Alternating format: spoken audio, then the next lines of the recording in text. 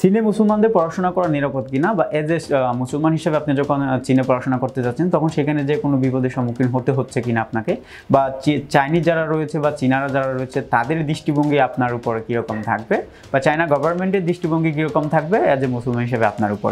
আজকে এই ভিডিওতে এই বিষয়টা নিয়ে আলোচনা করব। আসসালামু আলাইকুম, আমি নয়ন আহমেদ, ইঞ্জিনিয়ার, হযরত শাহজালাল আন্তর্জাতিক বিমানবন্দর, টার্মিনাল 3 এক্সপেনশন।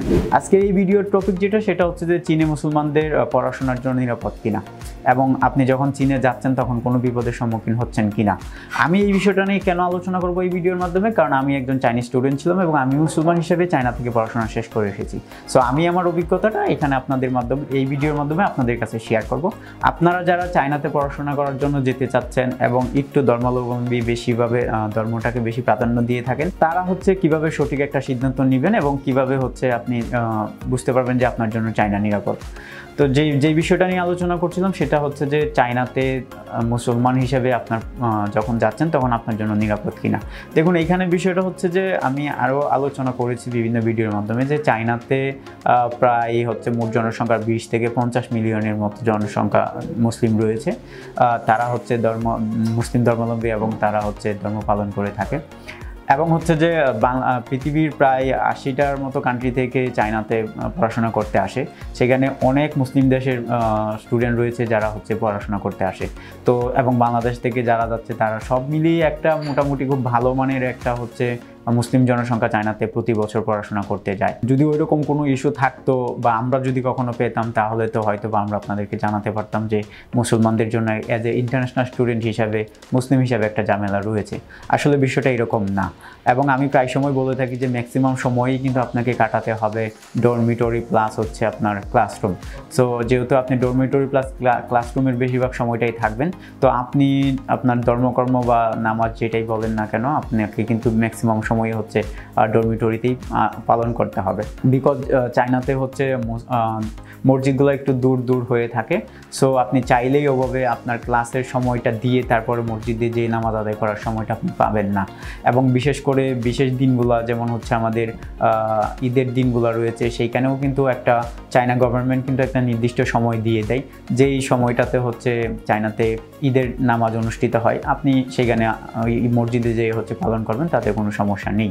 অ্যান্ড হচ্ছে যে আপনি যখন চায়নাতে যাচ্ছেন, আপনার যখন ইউনিভার্সিটিতে অ্যাপ্লিকেশন হয়, আমি আরও বলেছি যে তখনই কিন্তু একটা আপনার ধর্ম কোনটা সেটা কিন্তু ওখানে সিলেক্ট করা হয়। এবং চাইনিজদের দৃষ্টিভঙ্গিটা কীরকম থাকবে, দেখুন চায়নারা নর্মালি হচ্ছে নিজেকে ডেভেলপ করা নিয়েই ব্যস্ত থাকে।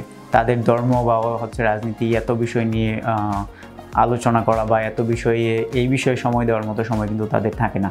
তারা কীভাবে নিজেকে প্রযুক্তির সাথে তাল মিলিয়ে চালাইতে হবে, কীভাবে নিজেকে ডেভেলপ করতে হবে, কীভাবে হচ্ছে বড় বড় জায়গাগুলোতে চান্স নিতে হবে, সেই বিষয়টা রিসার্চ স্টাডি করা নিয়েই ব্যস্ত থাকে। আপনি কোন ধর্মের অবলম্বনকারী এবং আপনি কিভাবে ধর্ম পালন করতেছেন এই বিষয়টা তাদের মাথা ব্যথা নয়। তারা তাদের নিজেকে নিয়ে ব্যস্ত। এবং বর্তমান প্রজন্ম যেটা রয়েছে চাইনিজে, তারা তো একেবারেই ধর্ম নিয়ে কোনো মাথা ব্যথা নেই, কারণ তারা ম্যাক্সিমামই হচ্ছে কোনো ধর্মের ওভাবে পালন করে থাকে না। সো চাইনিজ দৃষ্টিভঙ্গি থেকে যদি আমি বলি তাহলে সেই ক্ষেত্রে এটা একেবারেই সিম্পল যে চাইনিজরা কখনোই হচ্ছে হ্যাঁ তুমি মুসলিম, তোমার সাথে মিশবো না, বা তুমি মুসলিম, তোমার কাছ থেকে আমরা একটু দূরে সরে থাকবো, তো এরকম কোনো কিছু না। বা তুমি অন্য কোনো ধর্মের অবলম্বনকারী, সো তোমার সাথে আমরা এভাবে যাচ্ছি না বা যাবো না, বিষয়টা এরকম না। খুবই ফ্রেন্ডলি। এবং যে বিষয়টা হচ্ছে যে ক্লাসের টিচারদের ক্ষেত্রেও সেম। তারা কখনোই আপনাকে যখন ক্লাসে যাচ্ছেন, ক্লাস করতেছেন, কখনোই হচ্ছে আপনাকে ইন্ডিভিজুয়ালি জিজ্ঞাসা করবে না তুমি কোন ধর্মের অবলম্বী বা তুমি কোন ধর্ম পালন করে থাকো, এই বিষয়টাই একেবারেই না। এবং আপনি যদি চান তাদের কাছ থেকে সময় নিয়ে হচ্ছে আপনি আপনার ধর্ম পালনের ক্ষেত্রে যাইতে পারতেছেন। লাইক হচ্ছে এখন একটা ক্লাস চলতেছে এবং আপনারা জানেন যে চায়নাতে হচ্ছে অনেক লং টাইম ক্লাস হয়।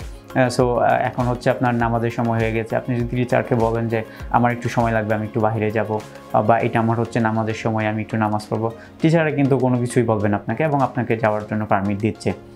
যেটা হয় আমাদের রোজার ক্ষেত্রে অনেক সময় হয়ে থাকে, যেটা আমরা করেছি যে ক্লাস করার সময় কিন্তু আজান হয়ে গেছে, এখন আমাদের ইফতার করতে হবে। আমরা টিচারকে বলেছি যে এটা আমাদের ফাস্টিং টাইম, এখন আমরা হচ্ছে খাবার গ্রহণ করব, সো আমাদের একটু সময় দরকার। টিচার কিন্তু আমাদেরকে সময় দিয়েছে, কোনো সমস্যা নেই। তো আমরা সেটা করেছি। তো ক্লাসের ক্ষেত্রে বলেন আর হচ্ছে অন্যান্য আপনার সহপাঠী বা হচ্ছে যারা আপনার আশেপাশে রয়েছে তাদের ক্ষেত্রেই বলেন, এই ধর্মাবলম্বী বা ধর্ম নিয়ে কিন্তু তাদের এই বিষয়ে কখনোই মাথা ব্যথা, এবং তারা কিন্তু কখনোই এসে আপনাকে এই বিষয়টা নিয়ে জড়াবে না আপনার সাথে, ধর্ম নিয়ে তারা কখনোই আপনার সাথে কথাও বলবে না এবং আপনার সাথে জড়াতেও যাবে না। এই হচ্ছে বিষয়। আর তাছাড়া হচ্ছে চায়নাতে এজ এ ফরেনার হিসেবে ধর্ম পালনের ক্ষেত্রে আপনি সম্পূর্ণই নিরাপদ, এবং মুসলিম হিসাবেও আপনি সম্পূর্ণ নিরাপদ।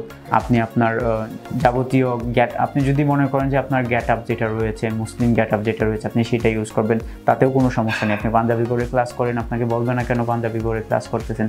আপনি পাঞ্জাবি পরে রাস্তায় চলাফেরা করেন, আপনি মাথায় টুপি দেন, আপনি দাড়ি রাখেন, তাতেও কোনো সমস্যা নেই। সো চায়নাতে এই বিষয়টা নিয়ে কোনো প্রবলেম হয় না। আমি আমার অভিজ্ঞতা থেকে বললাম যেটা আমি করেছি। আমি হচ্ছে পাঞ্জাবি পরে ক্লাস করেছি, আমি হচ্ছে মাথায় টুপি রেখেছি, আমি হচ্ছে দাড়ি রেখেছি। সো আমার কখনো সমস্যা হয়নি। আপনারা যারা যেতে চাচ্ছেন যাবেন, আশা করি তাদেরও কোনো সমস্যা হবে না। আমার কাছে এখন পর্যন্ত এই নিউজটাই রয়েছে এবং আমি যতটুকু জানি সেই বিষয়টা আপনাদেরকে এই ভিডিওর মাধ্যমে বলার চেষ্টা করলাম। আশা করি কিছুটা হলেও বুঝতে পেরেছেন। ভালো থাকবেন, সুস্থ থাকবেন। আসসালামু আলাইকুম।